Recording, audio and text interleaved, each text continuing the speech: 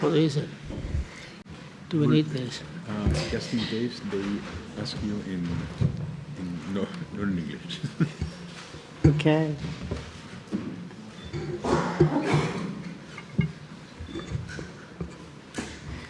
Vale. Hola, buenos días. Kaixo egunon, ongi etorri prentsaurreko honetara, Hard Truth filmaren prentsaurrekora, atal ofizialeko filma duguna. Badakizue, leian dagoela, atal ofizialean. Eta aurkezteko bere taldearen zati garrantzitsu bat dugu hemen. Beste aldetik hasiko naiz aurkezten. Alde batetik Georgina Lowe dugu ekoizlea, Filman Filmsetik, Marian Jean-Baptiste, Mike Lake zuzendaria eta gidoilari aldi berean, eta Javier Mendez ekoizle ejekutiboa Mediapro Estudiotik. Bere haietaz aparte dago baita ere Laura Fernández Espeso, Mediaproko CEO Estudios eta filmaren ekoizlea. Jende asko dagoenez gero, galdera txanda hasiko dugu lehenbailen. Hemen txelen galdera, bai, hemen, bai, eta gerozu. Hola, buenos días. Kaixo, egunan zorionak filmagatik, asko gustatu zait. Nik galdetu nahi nuke, nolakoa da, galdetu nahi dion nolakoa izan den antzez lehekin egin dudan lana. Eta baita ere Marian ere nora egin duzun horren lan potente hori. Eta gainera ere jakin nahi nuke, espainieraz mi unika familia du izena. Ingelesez Hard Truth, nahiko desberdina da. Zer itzi duzu izenburu, espainierazko izenburu horri dagokionez? Well, I trust my colleagues here in Spain. Nire Espainiako lankideak, fiatzen naiz, Hard Truth ezin da oso ondo itzuli espainierara. Izan ere, hitzez itzuliko bazenu, inor ez ditzateke joango filma ikustera. Beraz, errespetatzen dut espainieraz sortu duten titulua hemen estreinatzeko, eta hoxe besterik ez daukat esateko. Eta beste galdera zen, antzezlekin egindako lana.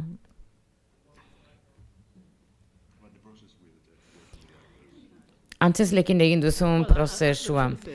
Egia da, ezin da egin horrelako film bat, ez badituzu antzezle zoragarrienak kontratatzen.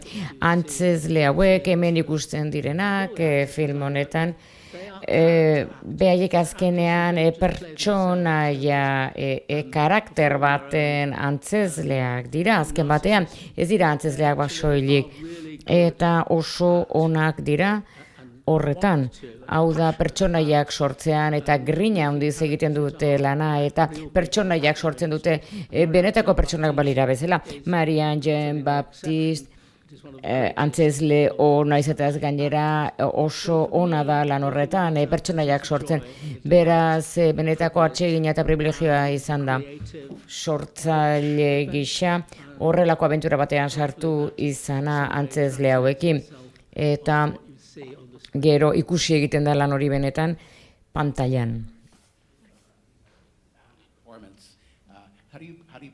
Nola prestatu zara horrelako antzezpen bat egiteko eta gero zer itzi duzu egindako lanaz? Eskerrik asko galderagatik, denbora asko eman genuen entxeatzen. Hau da pertsonaia landu genuen zerotik eta eraikitzen joan ginen pertsonaia. Hau da benetan ikusten duzuen hori lortu arte. Hau da atzera begiratu, Mike esan duen bezala pertsonaia sortze horretan, ari zara beste norbait begiratzen. Hau da, asko gustatzen zaizuen pertsona bat ari zara ikusten azken batean, zerbait edo hori lan hori egiten pantailan. we developed the characters. Gu pertsonaia landu genuen elkarrekin, baina Idea of the hau kind da, of person that Pansy is. Pansy den pertsonaia nolakoa den kontuan hartuz, benetan arkitu barko nuke Pansy bezalako pertsonaia bat, baina orduan enuke filma egingo, sortu nahi nuen pertsonaia. Hau da, hemen gauzarik onena, hemen dago Marian Jean Baptiste, oso umore ona duena, oso irekia egoten da beti, grina handia du, eta oso langilea da, eta gai izan da Pansy bezalako norbait sortzeko, zehatz mehaz gainera, baina bera ez da Pansy noski. Conchita, hemen galdera bat? Kaixo, egunon. Galdetu nahi nioke Michael Leegi. Ea protagonista hau den garai gogorrauen oi hartzuna. Eta nora izan da berriz ere Michael Leegekin aurkitzea hau da. Garai zailo honen isla izan alda. Eta nora izan da zuen bat egitea. Bueno, egia esan, bizikleta bat hartzea bezala da. Bizikleta berri bat hartzean bezala eta berriro estentzea bizikleta ikasten, eta ondo, opari bat izan da Maikekin berriro lan egitea egia esan. Ez dut berak bezala lan egiten duen inor aurkitzen. Maite ditu antzezleak, lagundu egiten ditu, oso divertigarria da Mike League, eta egia esan elikatu egiten zaitu. Eta, eraman egiten zaitu azken batean, bultza egiten zaitu. Oso modu interesgarri batean, zuk ez duzu sentitzen, bultza egiten dizutela edo erronka jartzen dizutela, erronka jo egiten dizutela momentuan. Baina bai horrela da, hau da, egia da, bai, ez dago niretzat beste modurik egia esan horrela lan egite gustatzen zait. Zure galderaren lehen zatiari dagokionez, esan behar dut zintzo esateko, ez dela otu zu galdera egin arte, baina Pansy nolabait ikur bada garai zailetako eredu bat edo adibide bada. Ze zintzo esateko esan behar dut bere pertsonaiek bizi dien mundua Pansyren gaia, Pansy bizi diduen egoera unibertsa hori ez dut uste bereziki garai hauetakoa denik uste dut unibertsala denik beti gertatu izan dela berak bizi duen egoera espero dut erantzungo nizula. Hemen galdera bat? Bai, bi galdera. Hemen lehendabizi Michael Leegentzat. Hemen nago.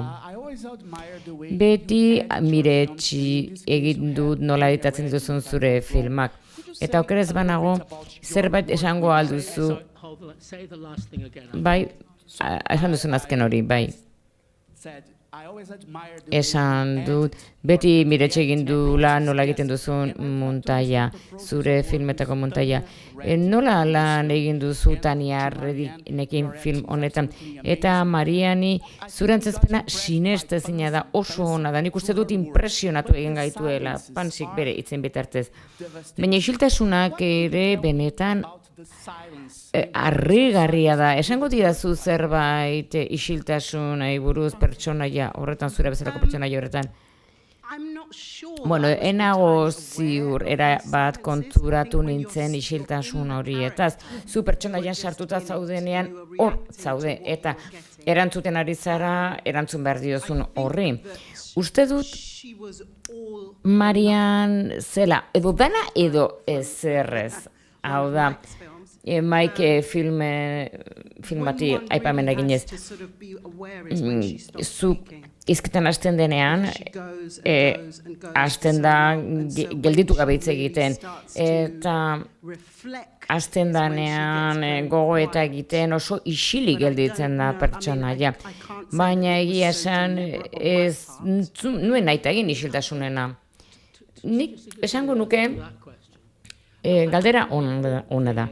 Uste dut hemen garrantzitsuena dela, hemen reality.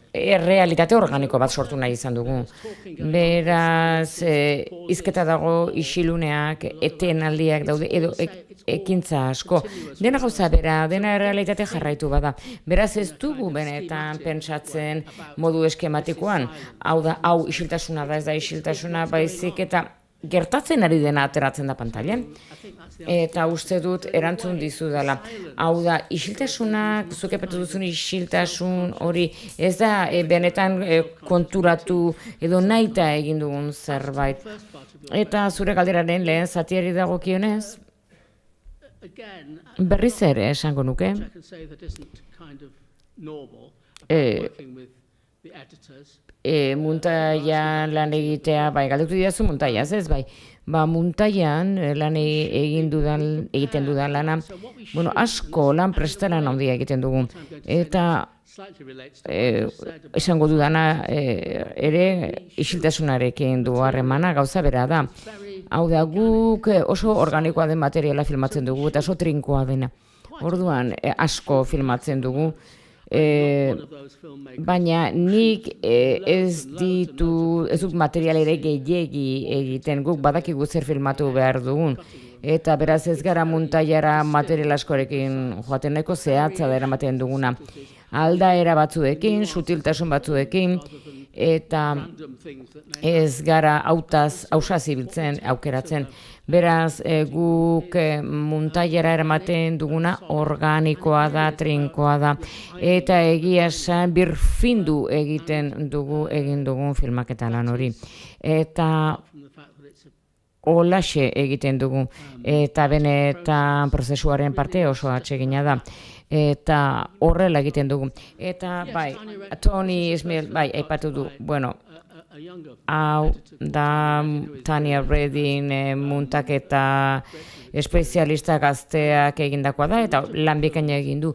Nire film askotan urteetan John Gregory. John Gregoryrekin batera egin nuen muntatzailearekin, eta bapatean hiltzen urdail minbiziaz duela 2 urte.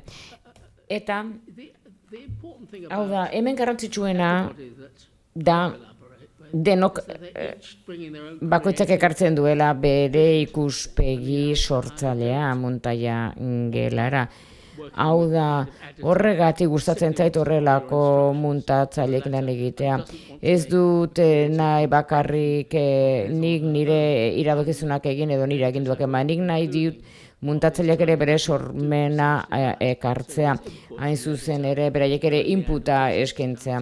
Eta orduan ateratzen da zuzen den hori. Eskerrik asko. Lehenik eta ben, zoriontsu egiten nahi ikustea 20 urteren ondoren, elkarrekin lan egiten nahi zaritela, sekretuak eta gezurrak filmen ondoren. Paralelismo antzeko bat egon da, bi historio horien artean, hau da, ze zailtasun ditugun batzuetan komunikatzeko gure maite ditugun pertsonekin. Errazagoa da arrotz batekin hitz egitea, gure familia barruan hitz egitea, baino. Ez dakit nahita egin duzun eta harritu egiten hau 20 urte geroago ematen du orain ere zailagoa dela komunikatzea familian, ez zure filmaren arabera. if I'm honest, I don't Bueno, egia esan, ez dakit galdera ulertu dizudan. Can you put the question in very simple? Mesedez, esango duzu sinpleago? Siento que hay como una especie de relación. Dela beteko harremana ikusten dut Secrets and Lies eta film honen artean. Eta kosta egiten zaigula askotan familian komunikatzea. Ez dakit nahita egin duzun harreman hori eta harritu egiten hau 20 urte pasatu arren oraindik ematen du zailagoa dela komunikatzea gure maite ditugun pertsonekin. Is it? Bai, horrela da?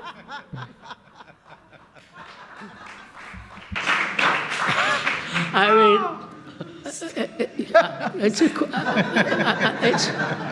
I'm not sure. Ez nago ziur egia esan horrela denik, orain oker zailagoa denik edo ez. Hau da, ni gerra-garaian jaio nintzen, berrogeita marra barkadan hasi nintzen, ni hasi nintzen munduan oso gutxitan zegoen komunikazio zientzia familian barruan horregatikan egiten ditut, gainera film hauek. Ez dakit egia esan, nolabait esango nuke? I sort of am inclined Nola esango nuke? to what I was just saying. Esan dudana errepikatuko dut, lehen esan dudana. Hau da, egoera unibertsala iruditzen zai filmen agertzen dana. Hau da, The notion zuk pentsatzen baduzu zailagoa dela komunikatzea familiaren barruan orain lehen baina lehenago, hori egia baldin bada. Eta ez dut uste film honetan hori bereziki aipatzen dugunek. Baina hori uste baduzu horrela dela, zailagoa dela komunikatzea familian, the internet.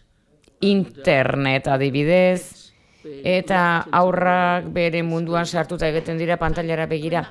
Baina behar bada horrek zerikusia du Mosesekin, semearekin, baina ez dut benetan uste komunikaziorik eza gaur egun, And it being special hau da bereziki 21. menduan filma horri buruz diardunik, eta Chantal eta bere alabak ikusten duzuna eta bere komunikazioa oso irekia dela ikusten dugu, eta oso modernoa da, baina komunikazio irekia dute Chantal eta bere bi alabak. Beraz, uste dut, da hori ni pentsatzen dudana, esoteric question. egin didazun galdera esoteriko horren aurrean. Bueno, Pansi oso komunikatiboa da, ez? Komunikatzen da, Pansi.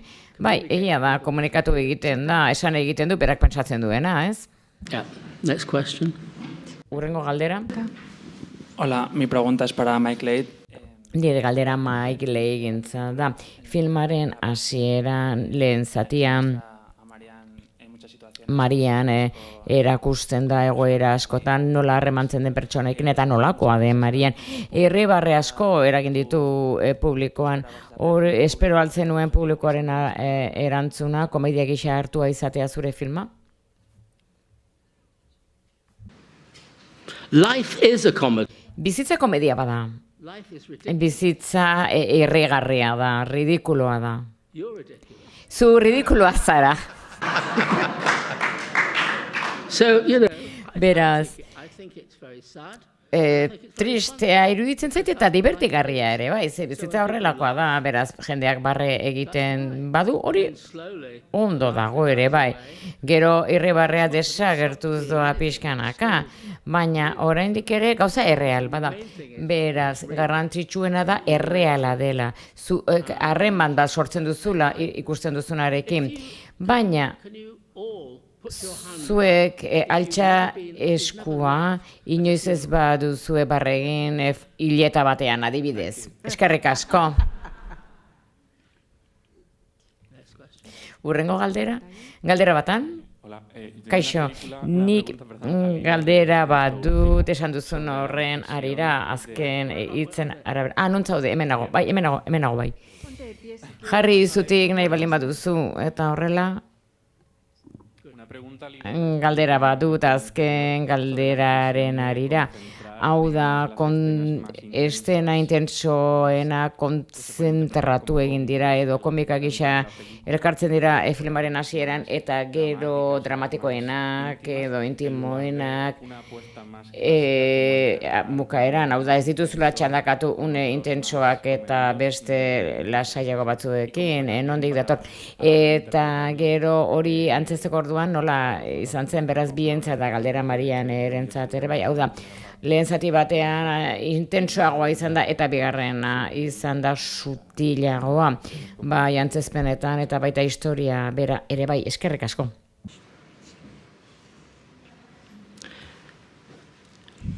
If I'm honest, Zintzo esateko, benetan planned ez nuen inolako planik egin edo ez nuen eraiki filmantzuk adierazi duzun eskema simple horretan. Ez dut egiturarik planteatu horrela.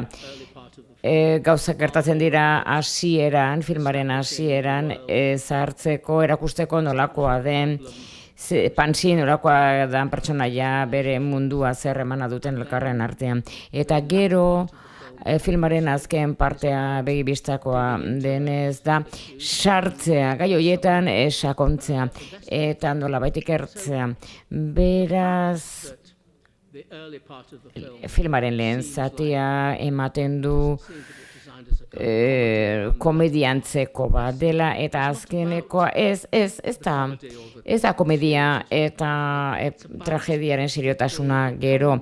Baizik eta naturalki ateratzen da. Beraz, egia esan ez nuen plan hori egin zuk aipatu duzun bezala. Hau da, it demands gioiak eskatzen zuen horrela eraikitzea eta saihestezina izan zen. Hau da, filmaren azken zatian begibistakoa da ondoratzen, sartzen ari garela Pansiren, gaietan egoeran ze arazo dituen, hor sakontzen da zer sentitzen duen Pansik. it isn't about Eta ez da egia esan nolabaiteko eskema bat. Bilakaera edo komedia, lehenbizi eta gero tragedia, ez du inolako zer ikusirik horrekin. Hau da, Hollywood. ez du Hollywoodeko perspektiba bat. Zintzan ere galdera? Bai, zintzan zure galdera? Marianentzat? La pregunta iba un poco Galdera zen, ese viraje hau da, a la hora de la interpretación del antzezpenari dagokionez, hau da, hasiera batean ezakin nola izan zen filmaketaren ordena, baina lehen eszena intenso edo komikoak horietatik eta gero intimismo handiagora eta kontrol handiagora azkenera nola izan zen lan hori egitea, batetik bestera pasatzea.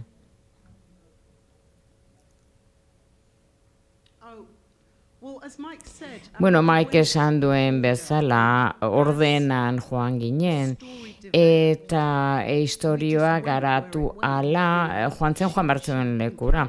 Hau da, Pansik aurkitzen du jende desberdina eta badaukazu une bat non berak, amaren hilobera joaten denean modu natural eta organikoan aldatu egiten da. Mike esan du bezala ez da formula baten antzera lehen da bizi gertatzen da komedia eta gero datorrena korapiloa eta gero ondorioa. Ez du horrela lan egiten Mikek. Beraz, ez dakit lagundu dizudan, ez dakit galderari erantzun diodan. I don't think Oso organikoa da. Ez dut uste could arrive at this film film hau idatz daitekenik with those kind of precepts. horrelako ideiekin edo kontzeptuekin edo gidoi konbentzional bat egiten den bezala. Guasi ginen gioirik gabe eta filma eraikin genuen egiten ari ginen bitartean. Horrela sortu zen. Marianek esan duen bezala organikoa da, hau da gertatzen denaren egia kontatzen dugu. Hor badago galdera bat oratzean? Marian Jean Baptisterentzako galdera bat. Zuk bi izendapen lortu zenituen BAFTA-etara eta Oscar-etara Shook and Lies-ekin. Zure pertsonaia sendoa izanik irabazle ikusten duzu zure burua, zer espero duzu? Donostiatik hasita, dena egia esan emozionantea da, kegarria edo zer gerta diteke egia esan. Baina uste dut modu honetan lan egiteko aukera izatea jadanik irabaztea dela eta antzezle gutxik lor dezakete horrela lan egitea gidori gabe zerotik kolaboratu zera bat zuzendariarekin eta sal guztietako buruekin eta beste antzezlekin ere bai noski beste other actors esaten dut. Bai, ez zinen behaietaz konturatu ez, aidea txantxetan. Beraz, bai, hor ja irabazi du jadanik. Egia esan Pansy egitea izan da, uste dut, If there were no other films, beste filmik ez balego, beste pelikulek ez balego, guk dena irabaziko genuke, baina pelikula gehiago daude. Hemen Aliziak aldera batu. Hola, kaixo, galdetu nahi nioke Mariani, berak esaten du Marianek asko hitz egiten duela, asko komunikatzen dela, baina ez duela zer esaten, bakarrik esaten du nekatuta nago. Galdetu nahi nioke antzezleari eta zuzendari ere bai, adimen osasunari buruz, nik uste dut seme horrek depresio latza duela eta pansik ere bai. Baina zuzendariak amarengan jartzen du zama, zulo horretatik ateratzeko zama, hobeto egon dadin. Aizpak maite du, baina ez dio laguntzen. Hitz egin nahi dut adimen osasunaz eta ze modu du beak ezkutatzeko nekatuta dagoela, ez duelako besteen gandik behar duena jasotzen. Eskerrik asko. Kontxo.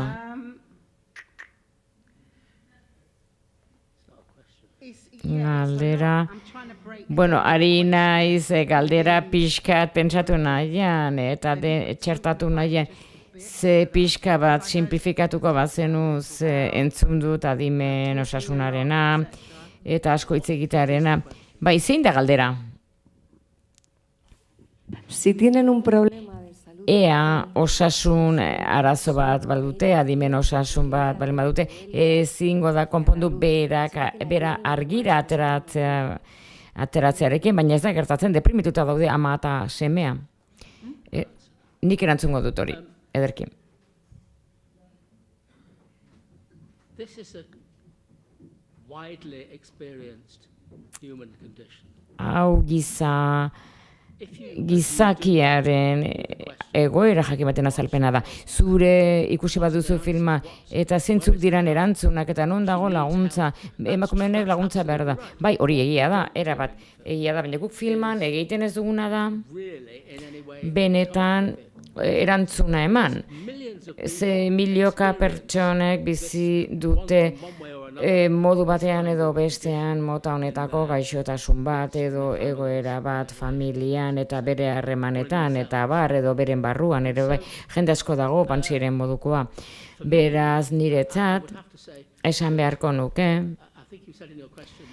nik uste dut zure galderaren inbertsioan esan duzun ere bera, Chantal Aizpak lagundu nahi du, baina ez du laguntzen. Laguntzezaken. Hau da, pentsatzen ezakez, berbada saiatzen dela, lagun lezakela, baina pixkat aldenduta, hau da, pentsatuz bakoitzak dituen, pantsik dituen itxaropena ez pentsatu behar dugu. Ez dugu ekarri behar ikusten duguna filman ondorio eroso batzuetara. Hau da, baldin ba daude, gainera eta uste dut ez daudela ondorio posiblerik. Beraz, nolabait nahiko genuke gogo eta egiteak eta espero egitea zerbait konponduko dela, baina behar bada Chantalek Aizpak lagun dezake nahi zen ez gero, baina film honetan ez da adimen osasunari buruzko dokumental bat egia esan, ez dugu hori adierazten nahi zen. Bueno, galderatxo batzuk gelditzen dira kazetarien artean, baina denek hitz egin dezaten, bai honetan dauden denek hitz egin dezaten, galdetu nahi die Georginari eta Javierri. Zergatik sartu zineten Hard Truth bezalako proiektuan Georgina, Mike Ligen lankide ohikoa da, eta jarraipen profesionala da eta pertsonala ere bai, baina zure kasuan Javier Media Pro Estudio zergatik erabaki zenuten hor proiektuan sartzea bai noski. Media Pro Estudiok beak duen tradizioagatik, enpresak duen tradizioagatik, beti gustatu izan zaigu proiektuak onak lantzea, noski. Eta merkatu eta zinemaldietara jotzeaz gainera, aukera sortu zen Georgina ezagutu genuen, eta Gail eta proiektua kontatu ziguenean, aukera planteatu zen filman parte hartzeko eta erabaki genuen parte hartzea.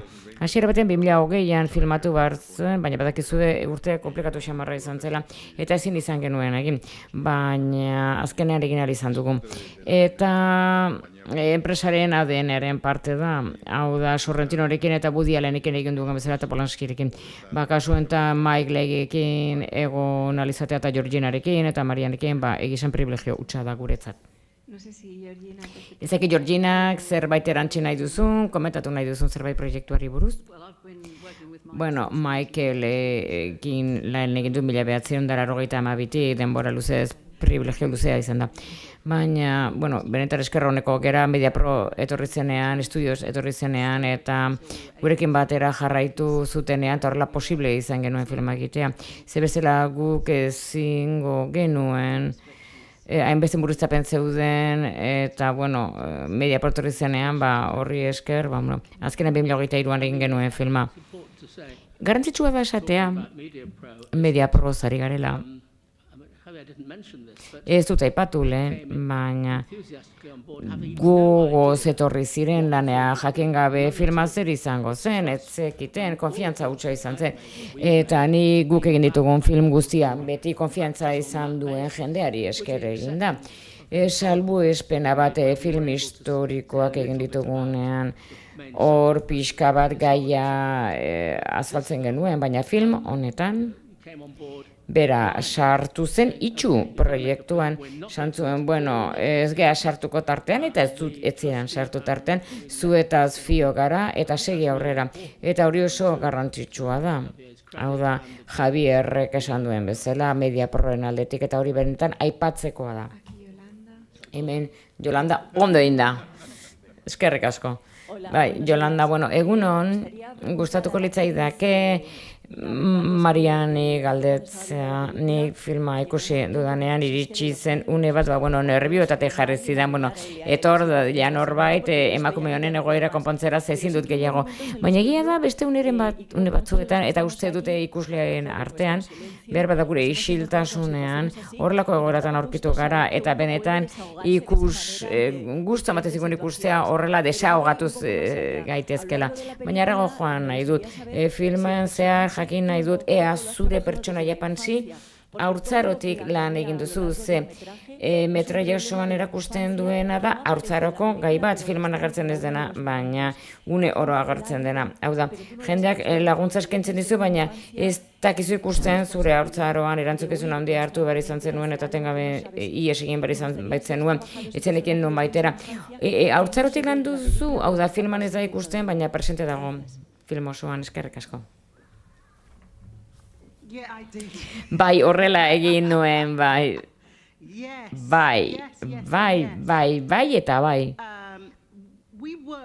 Bai, guk pertsonaiak landu genituen nuen oso xe gainera zehatz-mehatz. Begaz, entxegura iritsi ginenerako filmak eta iritsi ginenerako historia oso bat genuen. Informazio ugari genuen pertsonaiak dituen egoera guztietarako, hau da, tresna genituen, tresna genuen, edo nituen gero egoera horiek aurrera emateko, haurtzaroko gauza asko zeuden bizita osokoak, baina, hau da, supermerkatura joten zeanean bezala eta pantsinu bezalako norbetarko itzen duzunean, uste duzu pertsona hori burutik jota dagoela, baina ez da pensatzen hasten, haurtzaro zaila izango zuen, eta guk ez dugu hori egiten. Berbada hori egingo bagenu, asko zere arruke gehiago izango genuke pertsona horien ganako, baina ez dugu egiten. Eta hor dago edertasuna pertsonaia honetan. Hau da, dena ez da azaltzen zehatz-mehatz, hau da, ez du azaltzen zergatikan den horrelakoa da gauza askorengatik. Bai, arrasto batzuk ematen dira, hilarrian adibidez, amaren hile berrira joten denean aizparekin, eta hor nolabaiteko azalpen bat ematen da. Uste dut, agian gaizki ulertu dizut, baina uste dut galdetu duzula, Marian, ea bere haurtzaroko esperientziak erabilituen, ez, nire haurtzaro pertsonalekoak ez, ze esperientzia horiek izan balitu, ez litzateke hain antzezle ona izango. Ez. Hemen galdera bat? Bueno, lehenik eta behin zorionak filmagatik, eta zorionak Mariani zen niretzat urteko antzezpena ikusi dut, eta zuzendaritzari dagokionez filma bi zatitan argitan banatzen da. Bat elkarrizketaz josia eta bestea oinarritzen da batez ere antzezleen keinuetan. Antzezleen zuzendaritzari dagokionez nola landu zenuen zati bakoitza. Well, in a way, this is a question that's already... Bueno, galdera hori egin ditate lehen, ez? Bai, ez? Gaur hitz egin dugu horri buruz, jadanik. I don't differentiate... Ez dut, ez dago inolako desberdintasunik pertsonaia hizketan ari den edo ez. Edo oso iztuna den pertsonaia edo ez, adibidez senarrak ez du hitz egiten.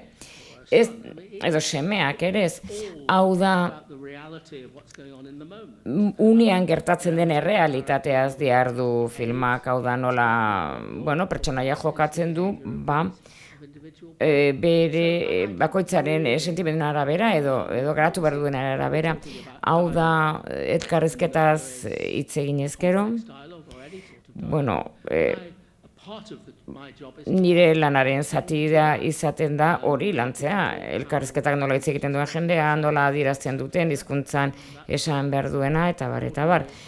Hori normalean erabakiak hartzen du.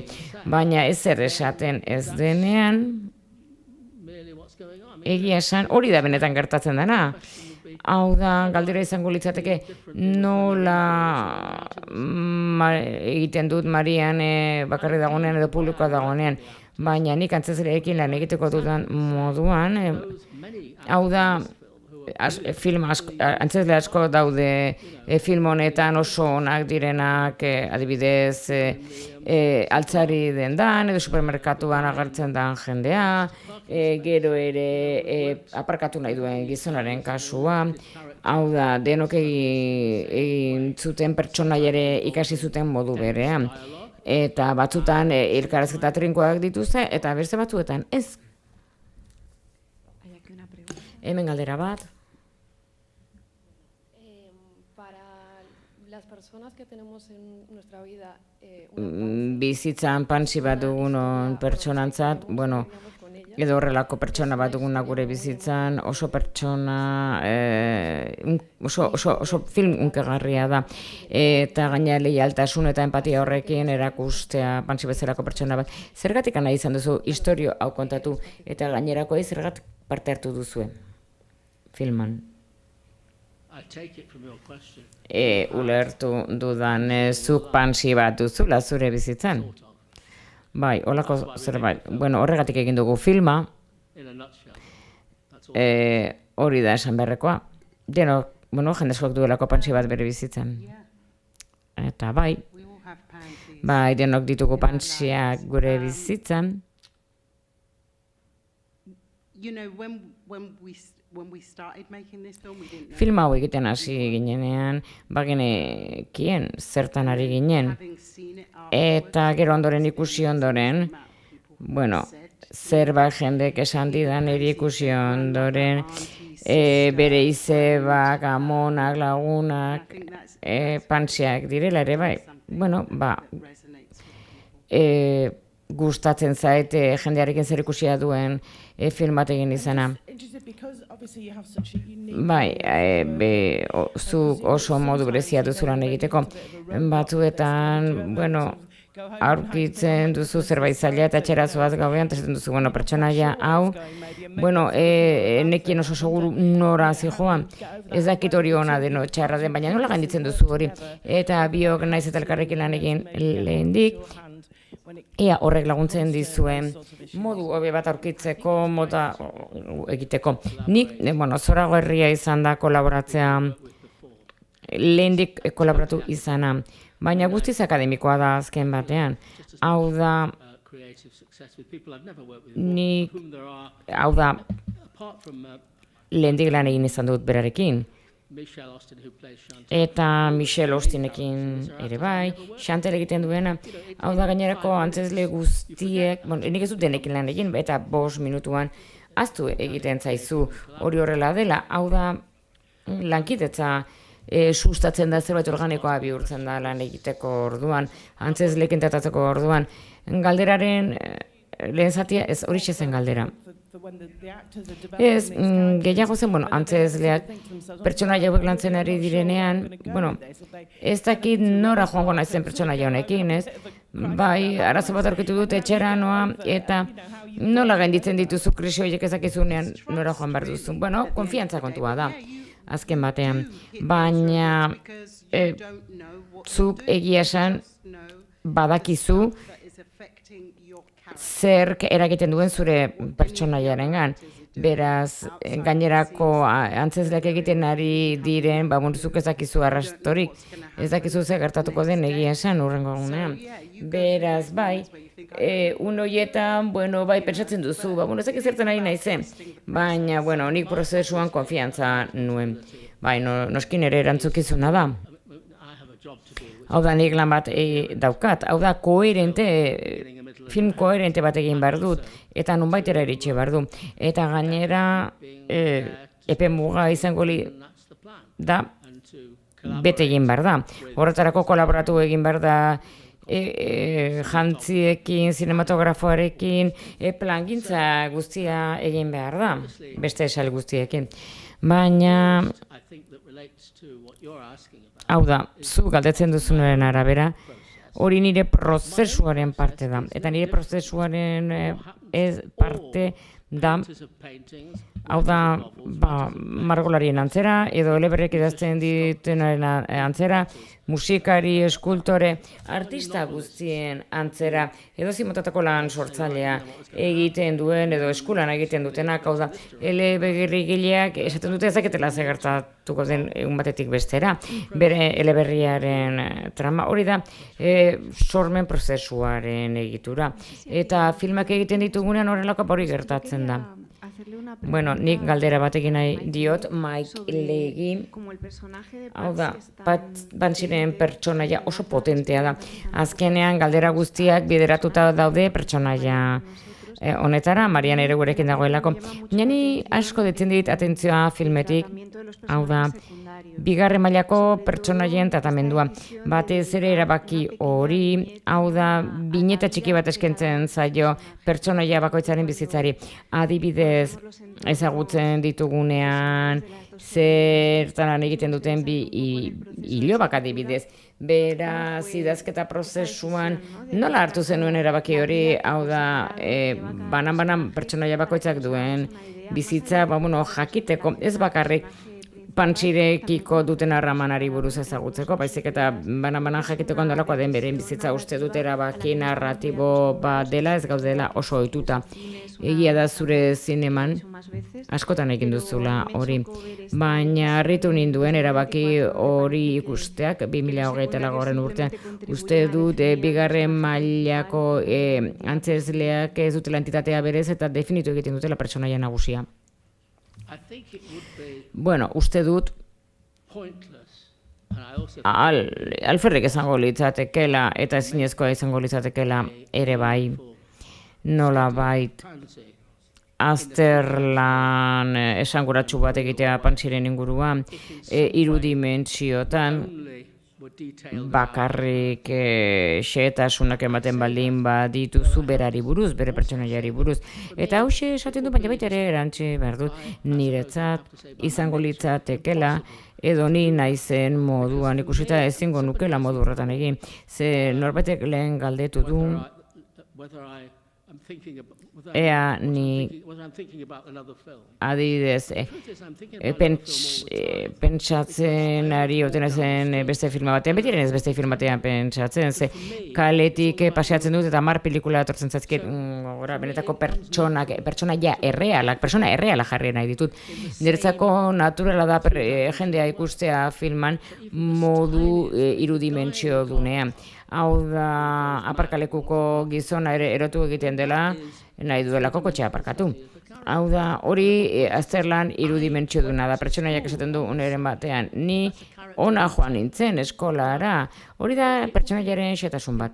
Beraz, ezinezkoa izango litzateke, alperrik izango litzateke, hau da, azterlan xe hori egitea, emakume honen azterlan xe hori pertsonaia axalekoekin, ezakit nola izango litzateken.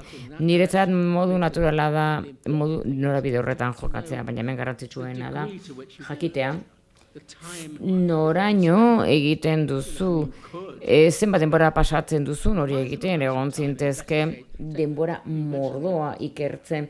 Bueno, aipatu duzu, bi hilobak aipatu dituzu, aizparen bi alabak xetasun gehiagotan sar nintekeen bere munduan, bere bizitza sozialean, baina gero, galdu egingo genuke pixka bat fokoa helburu nagusian, noski filmak duen helburu nagusian, beraz niretzako modu naturala da horrela egitea eta zerikusia du eta azken batean bai da Pantsiri buruzko film bat, baina pertsonei buruzko film bat da eta galderetakoan atera da, hau da gizarteari buruzkoa da, hau da mundu guztian fijatu behar dugu sakontasun berberarekin eta hau da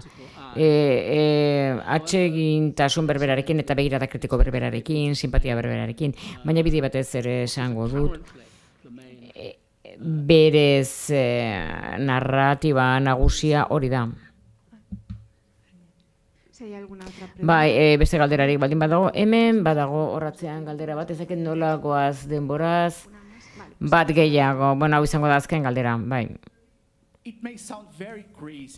Behar bada erokeria erotuko zaizu, baina atzu ikusi nuen filma eta une oro pentsatu nuen Solid Hawkinsen Poppy pertsonaia Happy Go Luckin Poppy haserrera egintuen bere zorietasunarekin eta orain Pantsik haserrerazten gaitu bere amorruarekin eta bere haserrearekin, bera zure filmak esan duzu gizarteari buruz egiten duela eta norakoa da gizartea Poppy bezalako norbait sortzen duena eta Pantsi bezalakoa zein da bien arteko aldea, bueno, lehenik eta behin esan behar dut zuk aurki dezakezula Poppy, benetan nerdargarria, baina niretzen nerdargarria iruditzen, ez nago aserretzen Poppy, uste dut ez duzula ulertu filmak esan nahi duena, Poppy da pertsona positiboa, Pantsi, bere gaixotasunak negatibo bilorazten du. Hasieran lehen minutuetan, Happy Go Lucky filman, pentsa dezakezu, emakumeak aserratu egingo zaitula, nerdargarria dela, baina ez da horrela. Hau da, oso ondo enfokatuta dago, oso ondo dago bere nortasunan oinarrituta, ziurra da, irakasle ona, maitagarria beraz, pertsona askok ezarri dute, nolabaiteko konparazio bat egin dute pelikula hoien artean, bi pelikula hauen artean, baina filma horietako bakar bat ere ez dira emakume desatseginen erretratua. Bi filmak simpatikoak dira, baina modu guztiz bestelakoa. Eskerrik asko lankideak prentsaurreko honetara etortzeagatik eta eskerrik asko Hard Trutheko taldeari hor handia izan da zuekin izatea eta suerte zuen filmarekin.